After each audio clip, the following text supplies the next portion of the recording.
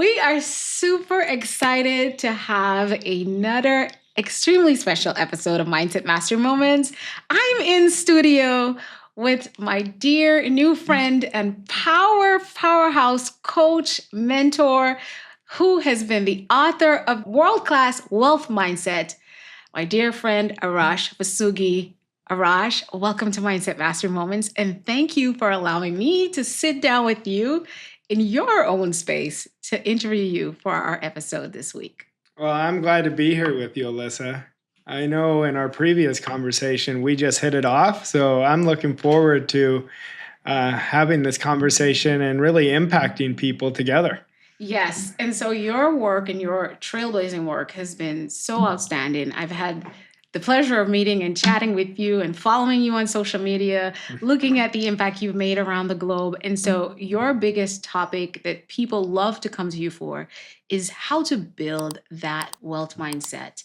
And so I'm actually calling your episode The Millionaire Mindset. Oh, great. And I love that you have, shameless plug, you have the Millionaire Mornings. That is something can't wait to share with you all at the end of the episode. But tell us, what would you say is the most responsible thing for the millionaire mindset? And how did you even get on the journey of having your own millionaire mindset? It's so interesting. I think the most prominent thing that people have to focus on is why they want to have a millionaire mindset. Because we don't do anything if we don't have a reason. Right. Now, I will be very transparent with you. When I started this work 20 years ago now, I had no desire to be a millionaire. It wasn't even in my space. I was working at a corporate job, but I knew I wanted more. And recently, I haven't talked about this in a long time. The last 2 weeks it's come up. I remember there was a gentleman by the name of Vic Johnson. I didn't know who he was. I got an email from him and said, if you pay $4.99 in shipping, I'll send you this book. And the book was Think and Grow Rich. I had never heard of the book before. And I said, okay, I'm going to do it. I was in a corporate job. I was earning about $110,000 a year, but I wanted more. Yeah. Anyway, I get this book and I start reading it. And I couldn't put it down. And I remember the first few chapters, it says, follow these instructions. At that moment, it says, what do you want? And whatever you want, you can have. So I said, okay, I'm just going to follow the instructions. So I remember my first goal I set was $50,000 a month. But one of my superpowers, even when I wasn't successful, was accepting ideas. So I believed that I could do it. If this book says you can do it, then why not? So I was ignorant enough just to follow the exact steps that they were giving you, because I never had this program. I've tried this for years and it didn't work. So I just accepted the idea. And then it says you have to know what you're going to give in return. And on the periphery, I always knew I was a coach at heart. But I never owned that idea. So I wrote on this paper that I'm going to coach people for a living. Now, if you said, did you believe it? No. But I just kept talking it into existence. I would speak it into existence. That's what I was doing. And that was what started. And from that book, for a 3-year period, I just dove in. I read 300 books. Like, you're in my studio right now. You see all these books, but we have books that are not here. Right. That are even on the audiobooks. I'm obsessed with reading now. But at that time, I was reading all these books, but I was getting no results. Yeah.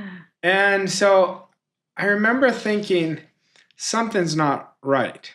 And the combination I'm doing is not right. I never doubted the work. I never doubted, would it work? Do these books work? Right. And then I would go to seminars. Like, I was all in. I was all in that I was going to get out of the corporate world. My idea was, once I build my coaching business and replace my income, then I'll get out of the corporate world. Well, the universe and God had a different plan. Always. 3 weeks before I'm getting married, I lose my job.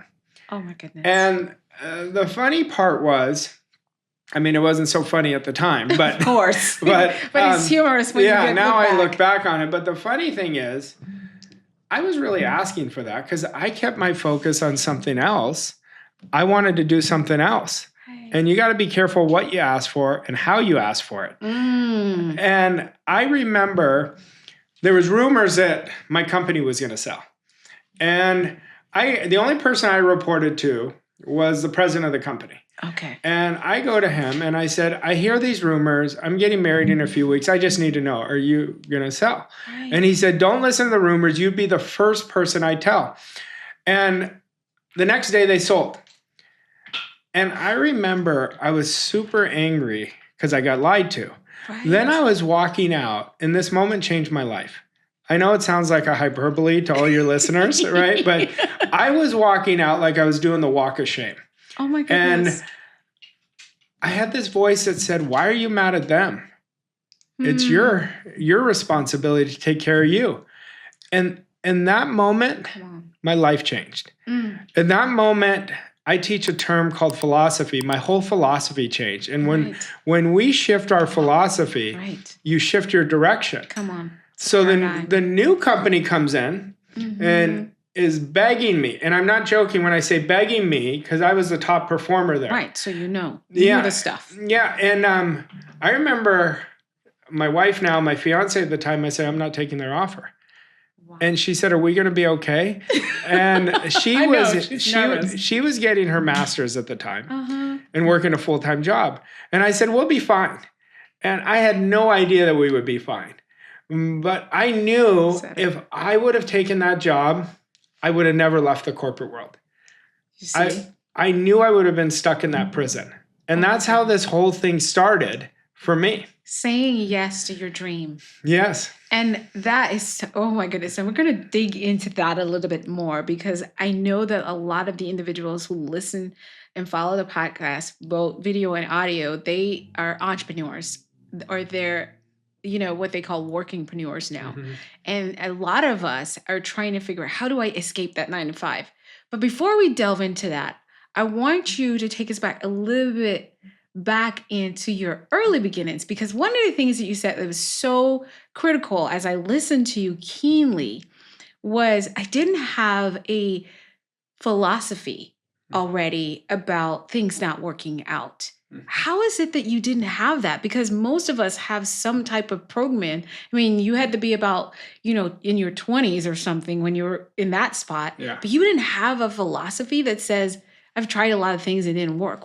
How did you get there? What's your upbringing that would bring you to that space? I think, looking back, it's a great question. I mean, all of us have a philosophy. It's just unconscious for 99% of the population. So my philosophy was not a healthy one. Okay. It was not an empowering philosophy, I would say. But if I look back, I played competitive sports my whole life growing up. Okay. And I look at how much that really shaped my life going forward because you learn leadership skills, you learn how to overcome adversity. Yes. There's so much that I would tell you. I've always been a free spirit trailblazer. I didn't follow a lot of rules. I shouldn't have been in the corporate world. Like my personality was not aligned with following, you have to wear this, you have to do X, right. So I think I use this term that I was inspirationally dissatisfied.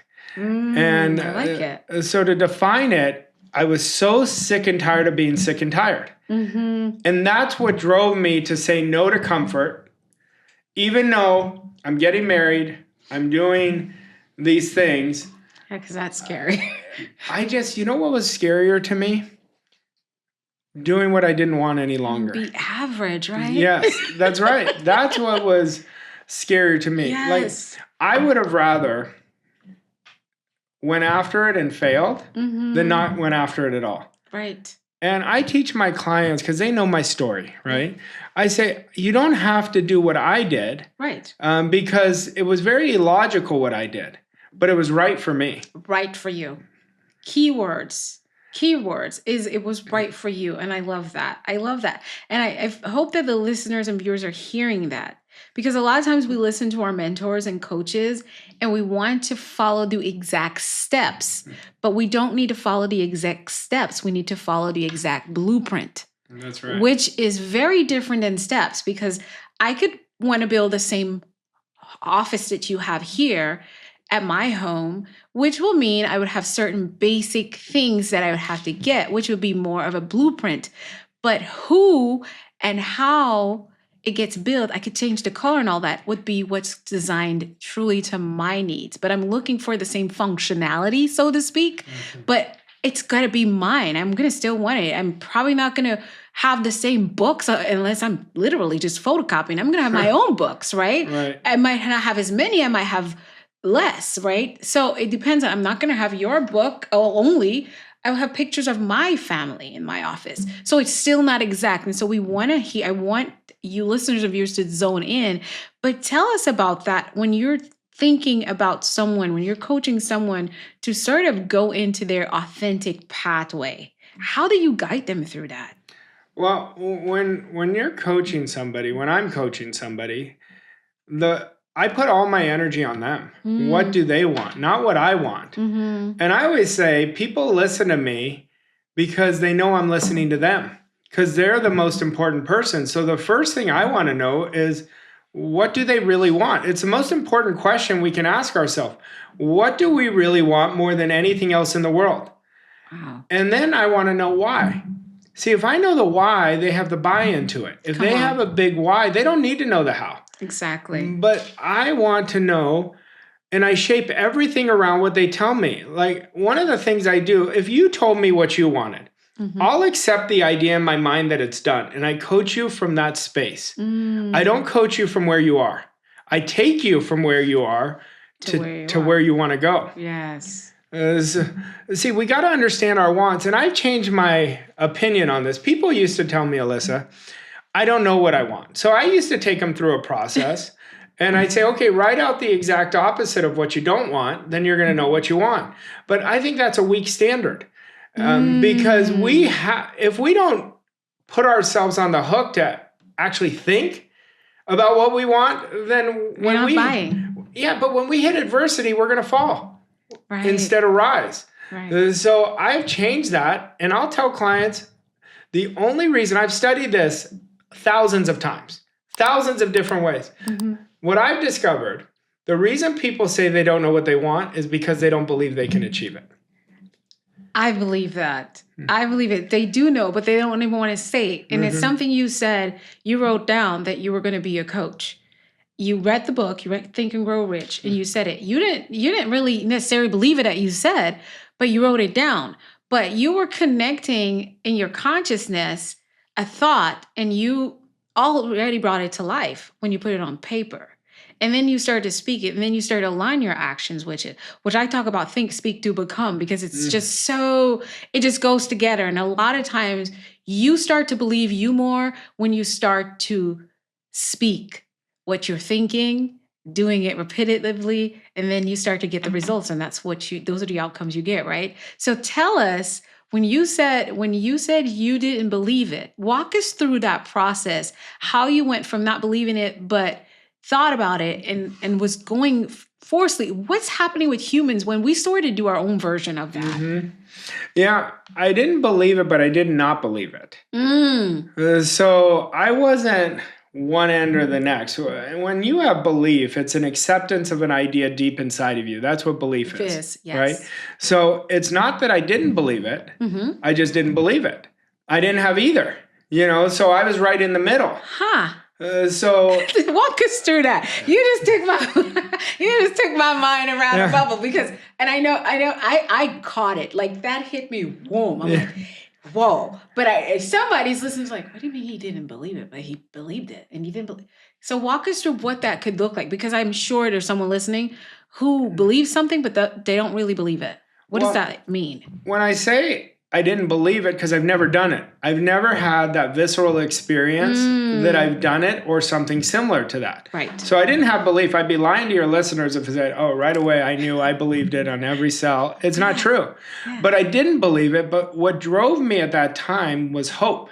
And hope gives us options. Wow. But we don't want to stay in the hoping state. We want to stay in the desire state. Right. And so the desire state is the knowing state. I wasn't in that knowing state, but I was willing to go there. And I was willing to do whatever was essential for me to go there. And the next thing I did was I hired a mentor. I didn't have the money. And I figured out how to get the money. Right. And because I was aware enough that I had to leverage my ignorance. Because if I already knew it, I'd already be doing it. Right. So what ended up happening, and it's funny we're going at this the way you set this up, because it's exactly what happened. So the day I lost my job, I had a mutual acquaintance, and I just started a network marketing company because I was like, I got to create multiple sources of income. Right. And I'd never done network marketing ever in my life. And it's not for me. I don't have nothing against it, but it's not my jam. No. Right. But I remember this acquaintance told me, he said, this won't be your purpose, but it'll lead you to your purpose. Anyhow, I'm on the phone with him and I said, I just lost my job and I'm not going to accept the new one. He goes, you need to talk to my friend. I said, who's your friend? He said, Bob Proctor. I said, you're kidding me. Bob was somebody I admired for a number of years. So I had been studying. The first people's work that I studied was Bob and Jim Rohn. Right. In this audio series that I would drive around. And what I found out later, that was the only time in 50 years they would meet each other, pass each other. That was the only time they ever spoke together. It was the audio series that you were listening to. That I was listening to. Wow. Those were the only two that really, out of all the speakers, they just hit me. Anyhow, he gets him on the phone with me, and Bob says, well, tell me what's going on. And I said, I just lost my job. I don't want to take the new job. And I want to create a life of freedom. Freedom was my word. That was the idea I fell in love with, because I wanted to do what I wanted, when I wanted, as often as I wanted, with whomever I wanted. Anyhow, he says to me, he said, how serious are you to make the change?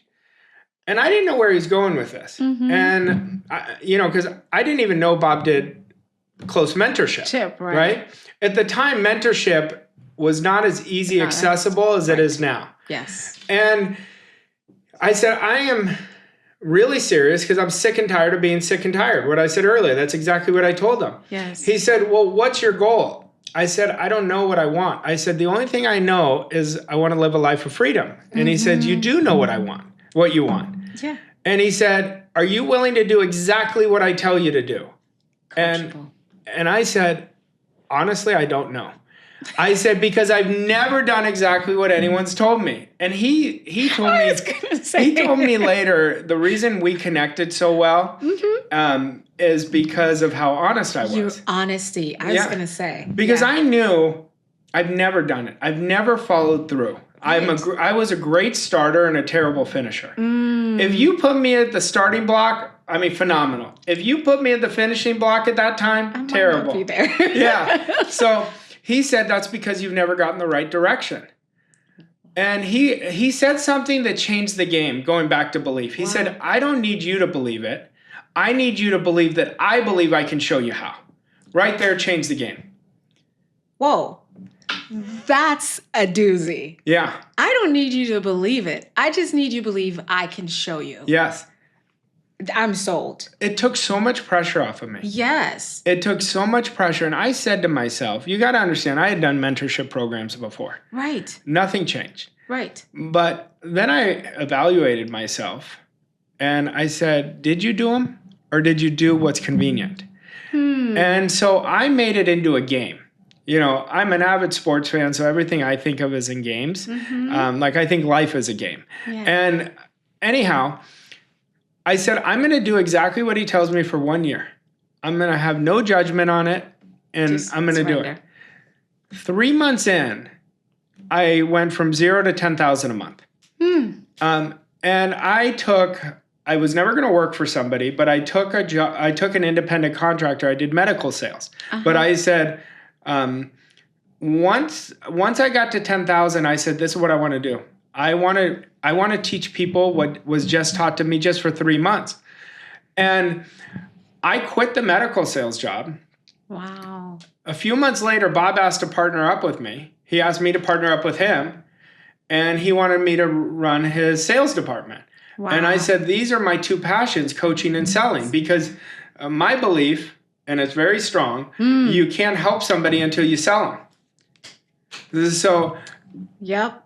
the next 15 years, I got the best hands-on experiential coaching. And in that year, to give your listeners, I went from, $150,000 in debt to getting rid of the debt and creating a positive 282. I thought I hit the lottery. I was like, I wasn't paycheck to paycheck. Right. But you know what's so interesting? Mm-hmm. When I started this, I thought once I can get more comfortable financially, that's all I wanted. Right. Then I got more comfortable. And you realize. And then I'm like, there's a lot more. There's a lot more. There's a whole world more. And I remember saying to myself, let's see how far you could take this. Right. And so for 15 years, I was side by side with Bob, and we were coaching people. Wow. We were coaching people.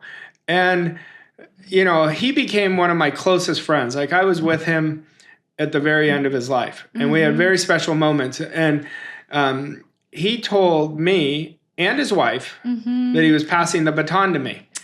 Yes. But he taught me so much. When you asked in the beginning about the millionaire mindset, to me, what most people don't understand, it's about value and service, not income. And once you focus on the value and really learn how to serve, which is another interesting topic. Come on. That's when your life is going to change. Yes. And the income is always an effect. It's not the cause. The side effect, I call it. Yes, it is. That is good. It's so easy. Yeah. Oh my goodness. So such an incredible journey. So I know someone's listening, and they're hearing, they're like, oh, lucky him. He got connected with Bob Proctor. Great.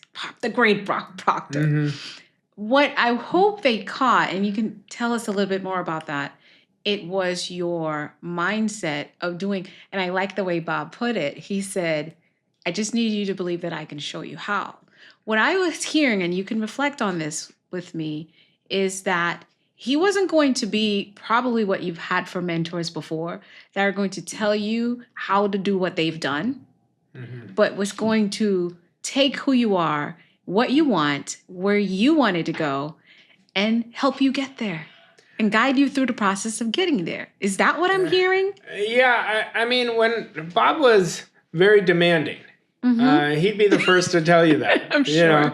What connected us deeply, he really respected people who did the work. So he saw me do the work. If anybody thinks Bob and I got together by chance, everything we draw is an attraction to what we're in harmony with. And him and I were obviously on the same frequency, right, with where we met in the middle. Okay. And, I remember his 80th birthday. We were in Las Vegas, and he's thanking everybody for coming. There's it's like, imagine a wedding, but a celebration for his 80th birthday. And he said, my company really started to change when Arash came in and took over. The sales department, the leadership, and Bob's mentored a lot of people. He's mentored millions of people. Right. People always ask me, well, how did you get the relationship with him and other people didn't? It's because I never tried to get the relationship. That was the key. Wow.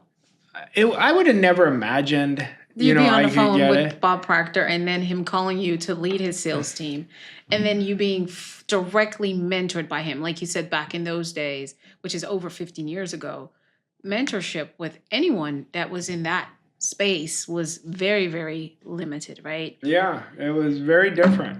What kind of mindset, and Dr. Kareem Ellis and I have an episode coming out on mentoring, because it's one thing to be a mentor, and it's another thing to be someone who knows how to be a mentee. Right. Right? So my question for you is, what kind of mindset did you shift into when you agreed to believe and agree that Bob can take you where you wanted to go? Because I want listeners and I would say potential coachees of yours and mine to understand there is a mindset for that. And you would have only been able to have a successful coaching experience with Bob for those first 3 months. You highlighted that you went into $10,000 months. Yeah.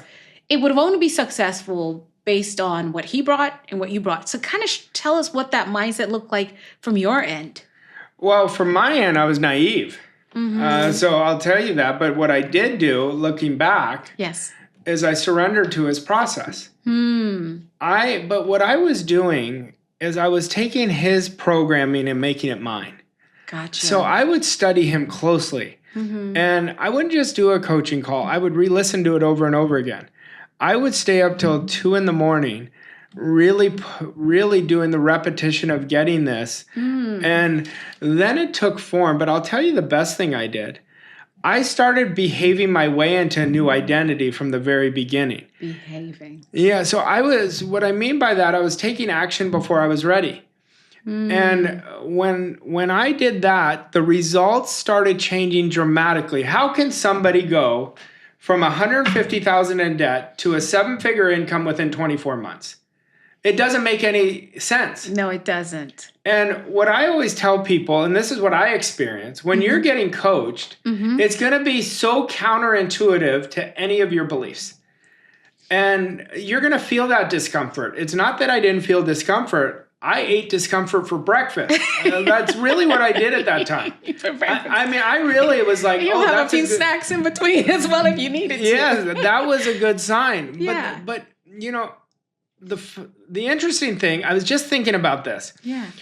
So before Bob and I met, so you want to talk about synchronicity. So probably 2 months before, we had this phone call. I get this email.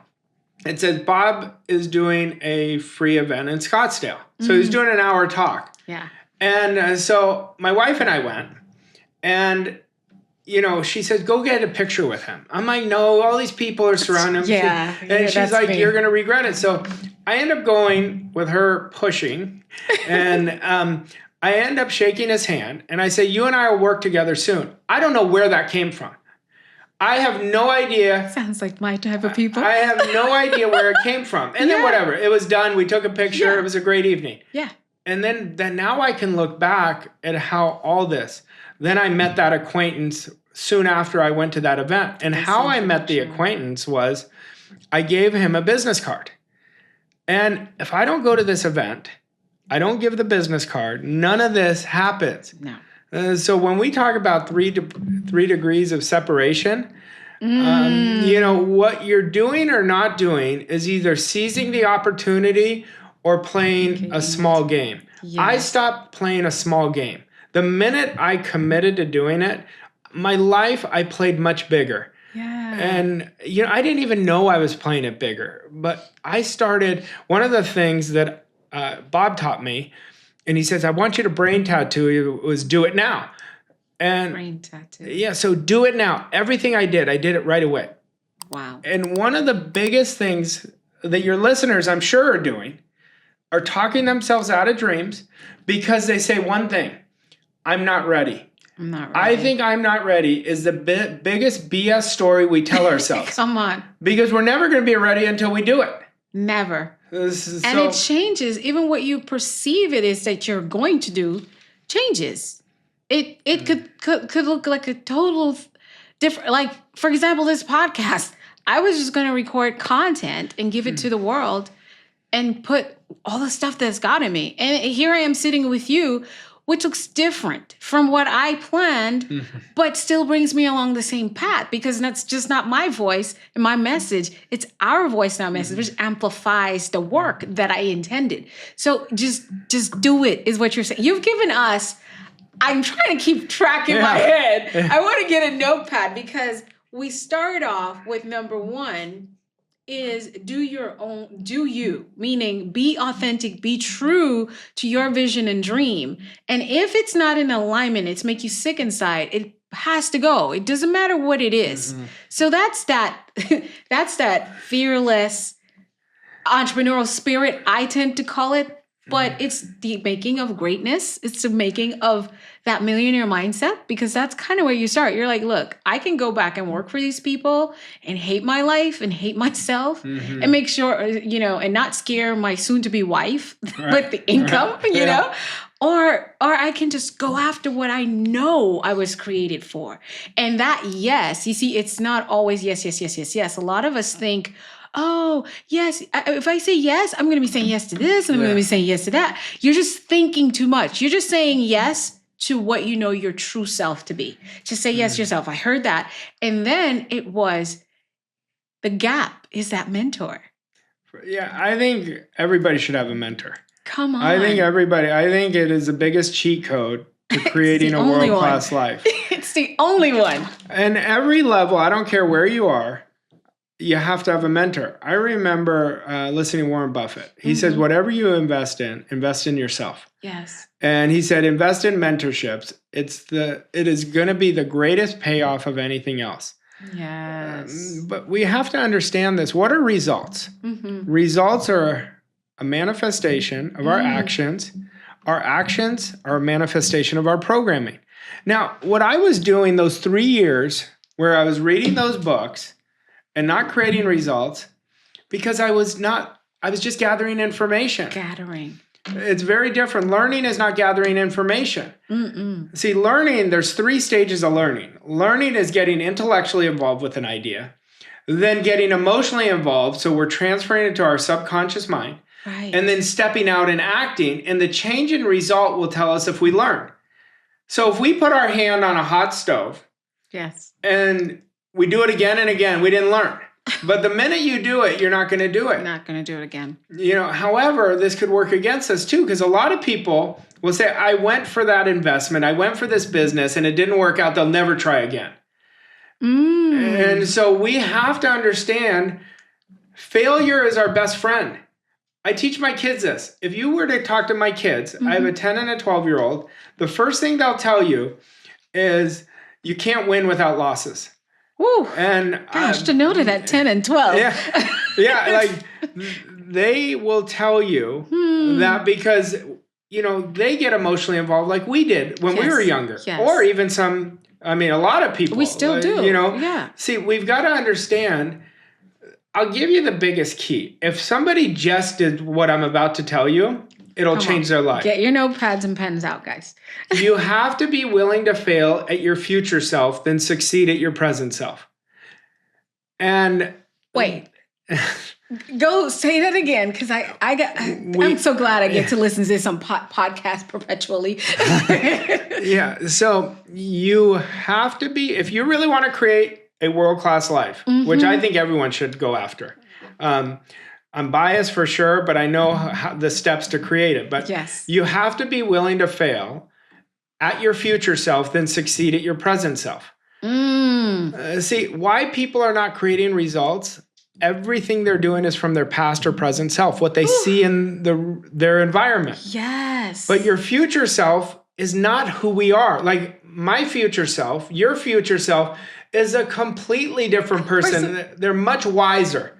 Yes. They have much greater grit. Yes. They have much more confidence. Yes. So every decision you make is, would my future self say yes to this? And if the answer is no, then you say no. If the answer is yes, you say absolutely. Yes. And that will change anybody's life, because if we keep defaulting to our present self, what are we going to create? Same results. Listen, guys. The podcast is over now. Y'all got a whole life lesson. And I have a whole episode that I did in the earlies of this podcast talking about that. And I kind of call it delayed gratification. I love this version of it though. You're saying, let's back it up here again, because I got to digest. Sure. It just got really warm because I get so excited about this stuff. A lot of us are in this space where it's like, I tell people, when it comes to setting boundaries and going after your goals and achieving it, you have to think, if I give up 2 hours of sleep today to get this done and done it right, because like you said, you're in the program with Bob now and you're learning these things, you've got to put it into practice or it's never going anywhere, right? You got to do the thing now. You're never getting to that $10,000 a month. Even though you might not have necessarily knew you were going to make 10,000, you knew that you were going to make money and you kind of know you had to because you didn't have that income coming in. So you're getting into do it, getting it done, not just taking it in, but getting it done. And you're saying that what you have in your vision is myself out of that $120,000 debt. And so you're making decisions to sacrifice some sleep and being up in the morning. That's right. Earlier than usual because you're looking at your future self. And this is the thing that a lot of people say, hey, Dr. Alisa, how do you do it? You do all of this stuff. Well, my future self, which might just be one thing, we talked about that one thing you have on your goal. I'm not going to spill the beans, but that one future goal, who do I have to become today to get to where it is that I'm going? So you're giving us that recipe. My question is for you, when people find themselves in the moment, just making decisions about their future, thinking it's all about now and what they used to be, how do they get themselves unstuck from that? Well, they have to have a goal. Without a goal, without a significant vision, first it starts with vision. So I recommend everyone write out a vision of a year from now, of where you want to be, but you come from the assumption that it is impossible to fail. And we got to understand what the word assumption means. If you look it up in the dictionary, it means fact. So you come with the fact it's impossible to fail. And your job, once you write it out, and I'll give you my cheat code with my clients. I have them write it out for 7 straight days because it expands. Now they're starting to get in the spirit of it. But I have them listen to classical music, Mozart, Beethoven, because it neutralizes their analytical mind. And then at the 7-day mark, you record it and you listen to it every day for 10 minutes. Now, why do you listen to it? Because you're implanting it deeper and deeper in your consciousness. Every time you listen to it, you're deepening your commitment.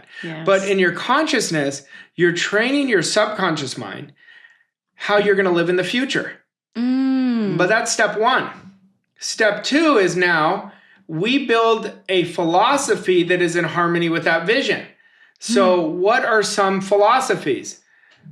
I do it before I'm ready. I do it now. Everything I touch turns to gold. And so you build your philosophy based on the vision you wrote. But so it goes from vision to philosophy.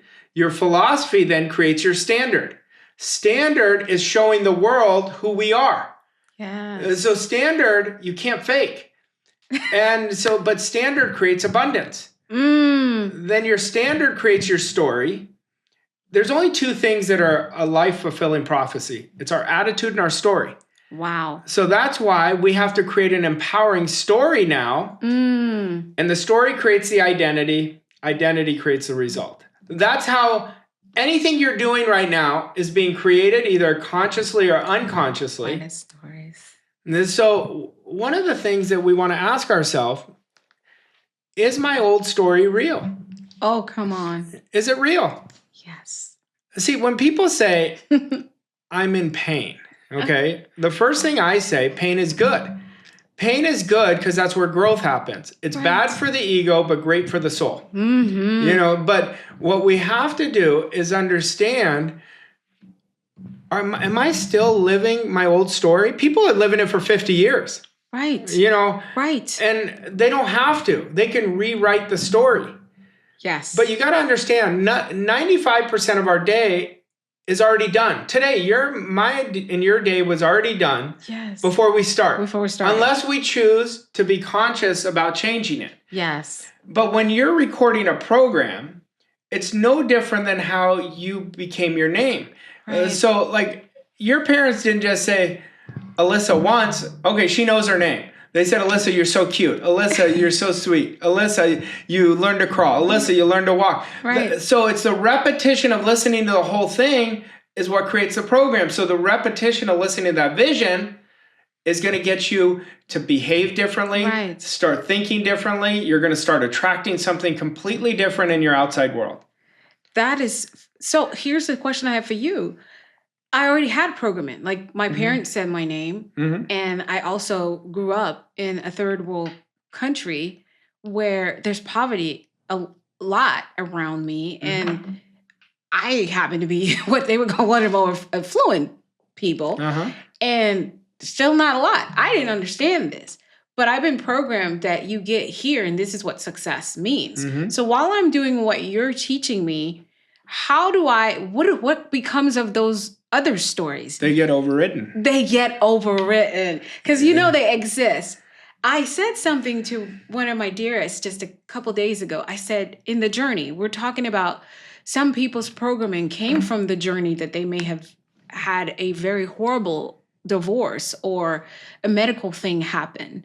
And it's like, I'm a cancer survivor. And when I survived cancer and cancer, and please guys, we're not demising. Don't take that to mean we're putting anything. But I have a lot of stories. Some of the listeners and viewers know, my story with having brain injury as a young girl, going through fertility treatments, going through a divorce. That was not horrible. It was a conscious divorce, but it was divorce. My whole life was in a tailspin. I wanted to take my own life. The point I'm making is I could sit here before all of you and I can make a podcast that sounds like this. Do you know how hard it is to, after losing your memory at the hands of a family member hitting you on the head, not knowing if you're going to make it, and then, I could sit here and tell you that story. Yeah. Or I can tell you that those things, like you said, Arash, it was the pain that I was able to learn from, but still focus more on my purpose and then keep adding programming that would take me away from, I'm the girl from a third world country. You get a 9 to 5, you crush it in corporate, you're winning because you're making 6 figures. Go you to, no, I have a message that's going to go all over the world. I'm going to help change socioeconomic conditions around the world. What is the difference between the story when you said the old program gets rewritten? Is it automatic or is it something you're intentionally doing? Well, it's both. I mean, it happens automatically, but to change a program in a healthy way, it's intentional. So if I listen to what you were just sharing, what came to my mind is Alisa transformed her past to create a better future. That's what came to my mind. Yeah. I am not into obsessing about the past, but I'm not into not learning from the past. We examine it for that. See, a lot of people will come to me and they say, you're a positive thinker. I don't look at it that way. I'm an accurate thinker. So it's very different. Is it more positive? For sure. Yes. But when you're thinking accurately, that's how you unleash your talent. You're looking at facts. That's it. You're just looking at it and say, okay, if you look, now I'm going to get nerdy with you. Let's go. I'm in there with you. So the research shows us that a negative thought gets implanted in our subjective mind 18 times faster than a positive thought. Yep. So, look, if you want to think negative, go for it. Go ahead. Yeah. I just choose not to. Right. It's a choice. It's a choice, yes. But I had to retrain myself. It's no different than an Olympic athlete or a sports individual. Or somebody in a great entrepreneur, they got better at their craft the more they practice it. Right. We have to start putting more attention on our thinking. Come on. Think about the thoughts you think about. Exactly. Thinking makes everything so. Thinking is a prequel to freedom. Ooh. Or thinking is a prequel to disaster. Whatever you want. You're choosing. William James has a quote, and he says, the last thing human beings let go of is suffering. And, I always tell my clients this, and this is a good question for your listeners. I want everybody listening to me right now and ask yourself, right now, am I committed to the freedom or am I committed to suffering? Whew. So when you look at that. Wait a minute. Let me check. I'm still playing a little bit on the suffering side. I got to get it up. How do I do this? Well, number one, you've got to understand the reason people are committed to the suffering, they're letting the circumstances control who they are. Ooh, that's... So it's never circumstances that are your problem. Now, I know some people listening, they're going to be like, you don't know mine. Trust me. I know this. And your belief system is the problem. Come on now. So we want to have the same results of the top 1% with middle-class behaviors. It doesn't work.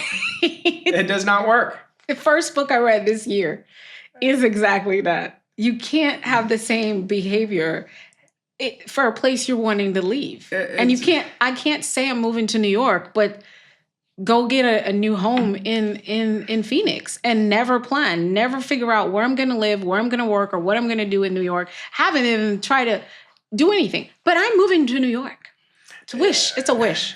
I think this is taking me on a completely different thought pattern, but I was in Italy. Take us. We're following you. I was in Italy last summer, and my wife's getting ready, and I'm sitting out on the deck, and this thought came: what started this whole thing for you that went from failing to succeeding? And it was so clear in my mind. I bet on myself. Yes. And I will tell all your listeners, it's going to take courage for you to create a much greater life. Come on. But you have to bet on yourself. But who would you rather bet on? I mean, you're with you your whole life. No, you're never leaving. You're never leaving, but you have to have that courage. And you just have to start one day. Start one day. And keep one step in front of the other. That's it. I used to have the worst discipline. My mentor, one of the first things he said, you're not going to create this life without discipline. I said, I have terrible discipline. He said, no, you have a terrible attitude towards discipline. Ooh. And I knew that, and I changed it. So how I changed to be incredibly disciplined, now I'm one of the most disciplined people you'll ever meet. Right. But why did it change? It changed because I didn't say, I'm going to do this for 90 days. I'm going to do this for 12 months. I said, just for today, every day became day one for me. Come on. Because you and I, if I said, Alisa, let's go and hike for 2 hours with me every day. Yes. And I said, but let's make it just one day. That's you can do it one day. One day. So that's how I built my thinking and retrained myself on a subconscious level. And if your listeners don't understand, your subconscious mind creates 96 to 98% of all your results, perceptions, and behavior. Come on. But you have to know how your conscious mind works because you can't get to the subconscious without the conscious. Without being, exactly, conscious awareness. That's right. Then you get into the subconscious awareness. That's exactly right. But what does our conscious mind do? It's our thinking mind. It's our educated mind. It's how your conscious mind, you can accept or reject any idea. You can originate ideas. Your subconscious mind has no ability to think. So when you don't accept or reject, you automatically accept it. And that's why most people are sabotaging themselves, even though they don't want to. They're not meaning to, but they're not getting in control and guarding their mind of the limiting thoughts and saying, no, I do not accept it. I do not accept it. And they're accepting it so it goes deep down inside. Exactly. And you just described my process because people think that mindset is your focus, your mindset disruptor. You disrupt limiting beliefs in the lives and hearts of people. But personally, the theme is really, I get up every day and I disrupt my own limiting beliefs. And basically, it's that conscious and subconscious awareness of when they are. And I say, no. Yes. I reject it. And it sounds really simple, but it is once you do it and you keep doing it. If you do it for 30 days, you're going to do it for 30 years. I mean, because your life changes so dramatically. If you just did this, and I give all your listeners this test for the next 30 days, just look for the good in everything. Watch how much your life is going to change. Yes. You're looking for the good. Yes. Somebody cuts you off, so I'll say that they must have been having a bad day. Right. So you look for the good in everything. If you look for the good, you're going to find the good. If you look for the bad, you're going to find the bad. You're going to find more of it. And so that's the thing. And I just said it, even with all the thing with the stories and the narratives, is once you realize that you have a choice what you do and what story you put on replay for yourself, those are going to reflect in the results that you get or you don't get. And so whether it's a rough patch, a horrible, accident, a disease, or whatever you might have encountered, you get to rewrite that story and rewrite the script every single time. And we're not going to back off on you. Because none of our lives sitting here has been anything straightforward or without trials and pain.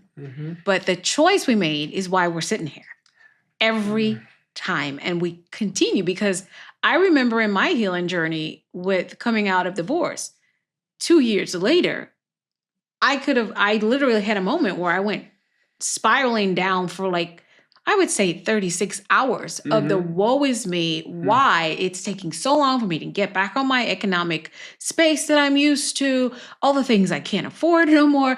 And the story just came out of nowhere. Do you know what that was for me, Arash? It was a choice. And once I was laying in my bed, I just had surgery, and I realized your mind is playing tricks on you because this is not who you are.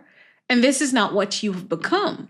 That is a past narrative. Who are you now? And so I tell people all the time, that's why I talk about gratitude. And that's literally just focusing on the positive.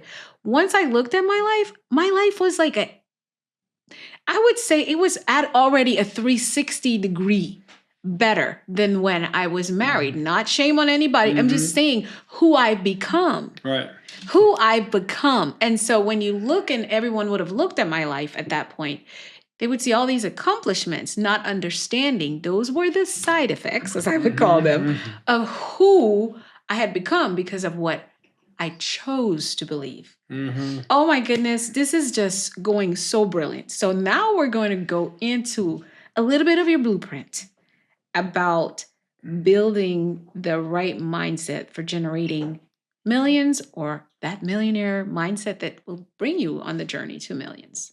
Yeah, sure. So first thing we have to understand is we established that the money in a millionaire mindset is a byproduct. It's always a byproduct. So we already established that. It's always a byproduct, but mindset, the word mindset is so polarized now. Come on. And so we got to define what mindset is. Tell us. Mindset is a combination of the decisions you make, the disciplines, the standards, the identity, and the attitude. That's what mindset is. So a lot of people, well, tell me, mindset's so important. I do a lot of mindset work. What is it? And that's what I like to play with people and ask them. Yes. See, we have to understand what it is, but you keep saying something brilliantly, which is the most important question after we know what we want, is who do I have to become?